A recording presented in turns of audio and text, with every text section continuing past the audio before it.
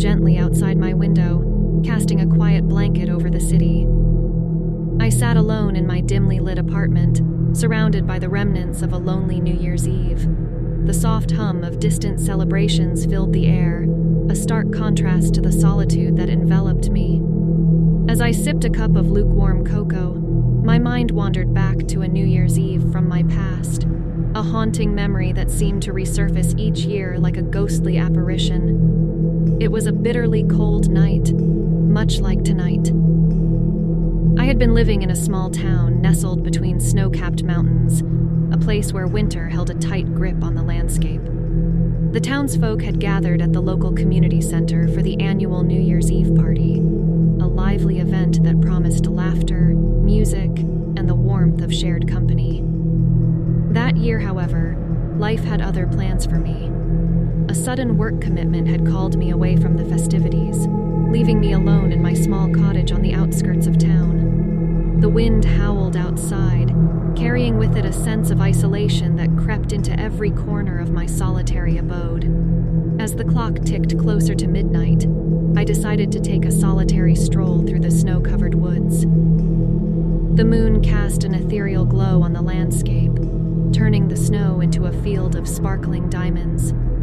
The crunch of my boots on the frozen ground echoed in the silence, creating a lonely rhythm that matched the beat of my heart. In the distance, I noticed a peculiar glow emanating from the depths of the forest. Intrigued, I followed the soft, otherworldly light, my breath forming frosty clouds in the frigid air. The glow led me to a clearing where an ancient, gnarled tree stood, its branches reaching out like skeletal fingers.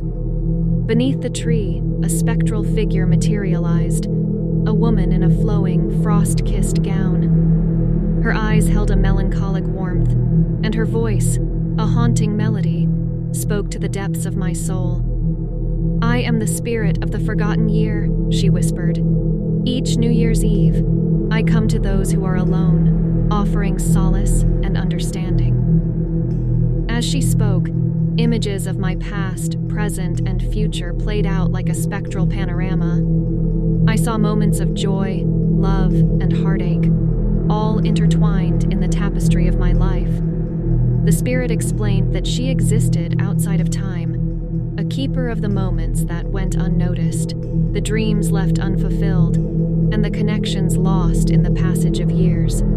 Her purpose was to bring comfort to those who found themselves alone on the cusp of a new beginning. In that enchanted clearing, I felt a strange sense of peace.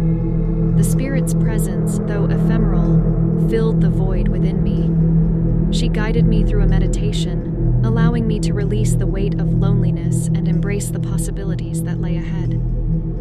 As the clock struck midnight, the spirit dissipated like morning mist, leaving me alone in the quiet clearing. The snow continued to fall, and a gentle breeze whispered through the trees, carrying with it a sense of renewal. I made my way back to the cottage, the memory of the lonely New Year's Eve etched into my soul. Though physically alone, I carried with me the warmth of the spirit's visit, a reminder that even in solitude, there exists a connection to something greater, something beyond the confines of time and space. The city was alive with the anticipation of a New Year's Eve to remember. Lights adorned the buildings, and the sound of laughter and music echoed through the streets. I had received an exclusive invitation to a lavish party at the penthouse of a mysterious billionaire, rumored to be a recluse with a penchant for danger. Little did I know just how dangerous the night would become. As I entered the penthouse, the opulence took my breath away. Champagne flowed freely, and the guests were a mix of socialites, celebrities, and a few enigmatic figures with eyes that held secrets. The air was charged with excitement, but an undercurrent of tension pulsed beneath the surface. I spotted him across the room, a man named Victor Blackwell, the elusive host. Dressed in a tailored suit, his piercing gaze seemed to cut through the crowd. Rumors whispered that he had a taste for danger, a love of the thrilling unknown. Intrigued, I decided to approach him. "Happy New Year, Mr. Blackwell," I greeted, trying to sound nonchalant. He looked at me with an intensity that sent shivers down my spine. "And to you?" he replied, his voice low and measured. As the night progressed, the party took on an edge I hadn't anticipated. Guests spoke in hushed tones about a mysterious game that Mr. Blackwell had planned for the stroke of midnight, an unconventional way to ring in the new year. Speculation ran rampant, but no one knew the details. As the countdown began, the room grew silent. At the stroke of midnight, the lights dimmed, casting an eerie glow. Mr. Blackwell stood at the center of the room, a sinister smile playing on his lips. "Ladies and gentlemen," he announced, "welcome to a new year unlike any other. Tonight we play a game of chance, a game that will test your limits and reveal your true nature." He unveiled a deck of cards, each one adorned with a symbol of fate. The rules were simple. Each guest would draw a card, and their destiny for the coming year would be revealed. A murmur of excitement and apprehension filled the room. As I drew my card, I felt a surge of adrenaline. The symbol on my card, a twisted serpent, left me uneasy. Others received cards with symbols of luck, love, and prosperity, but the atmosphere had shifted, and a sense of foreboding lingered. The game took a darker turn when, one by one, guests started experiencing strange and unsettling events.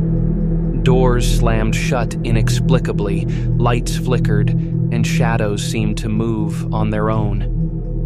As the night unfolded, it became clear that Mr. Blackwell's game was more than just a light-hearted diversion. Whispers spread among the guests about the dangerous nature of the game, rumors of curses and hexes. Panic set in, and the once celebratory atmosphere turned into a nightmarish ordeal. Some guests tried to leave, only to find the elevators and stairwells mysteriously locked. I sought out Mr. Blackwell, demanding an explanation for the chaos that ensued. His eyes gleamed with an unsettling satisfaction as he revealed the true purpose of the game: to challenge the boundaries of fear and expose the depths of human nature. As the night wore on, the penthouse became a battleground of fear and paranoia. Guests faced their darkest fears, and alliances formed and shattered in the blink of an eye. It was a New Year's Eve like no other, a night of danger and revelation that would forever linger in the shadows of my memory. In the end, as the first light of the new year broke through the windows, Mr. Blackwell vanished into the darkness, leaving behind a bewildered and shaken group of survivors. The dangerous game had come to an end, but the echoes of that perilous New Year's Eve would haunt us long into the future. Thank you for watching. Please make sure to like, comment, and subscribe to the channel.